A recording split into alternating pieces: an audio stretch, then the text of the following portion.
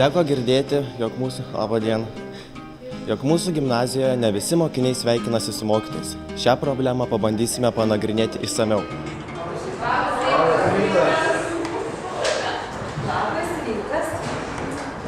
Laba diena, gera diena, laba diena, gera diena. Tai sakydami mes linkime, kad ta diena būtų gera. Todėl, kai aš ėjau į klasę ir jūs man pasakėt labą rytą, aš labai apsidžiaugiau.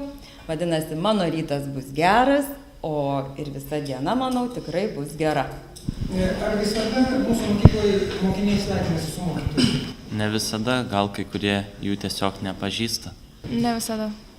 Kodėl? Nežinau, tai galbūt dėl skubėjimo ir galbūt, kad nepažįsta visų mokytojų. Su manimi taip pat sveikinasi mokykloje, aš tokio dalyko nepastebėjau, kad tai būtų kaip problema šią vardinti negalėčiau. Būna kartais, kad vaikas eina, rašo SMS žinutę, kalbasi telefonu, ten ausinės įsikišęs į ausis. Natūraliai paaugliai jie užsiėmė savais reikalais, jie kartais gali ir nepastebėti, bet tai čia nėra problema. Kodėl mokiniai kartais nesisveikina su mokytojais mūsų mokykloje? Gal laiko neturi, netranda. Drovisi gal pasveikinti, nežinau, gal bijo mokytojų. Nebūna atvirkščiai, aš pasisveikinu su manimi. Mokytojai su tavimi nesisveikina? Būna. Ne, netiesa. Tikrai netiesa. Tikrai mokytojai mato visus mokinius, yra mokyklos bendruomenė, visi pažįstam vieni, tik ir nedėsime, bet pažįstam vieni kitus.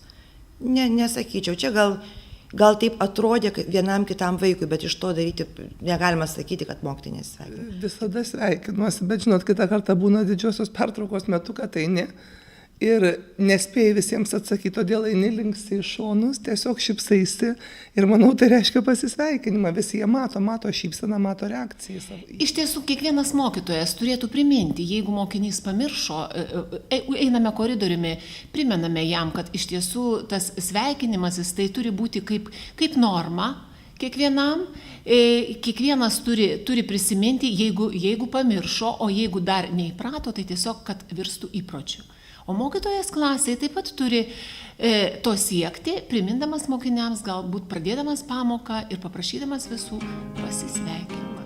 Kita vertus, jeigu vaikam atrodo, kad jų klasės draugai nesisveikina su mokytojais, tai gal apie tai reikėtų kalbėti klasės valandėlių metu. Ir tegu patys vaikai kalbasi, tegu veda klasės valandėlę, siūlyčiau kaip siūlymas.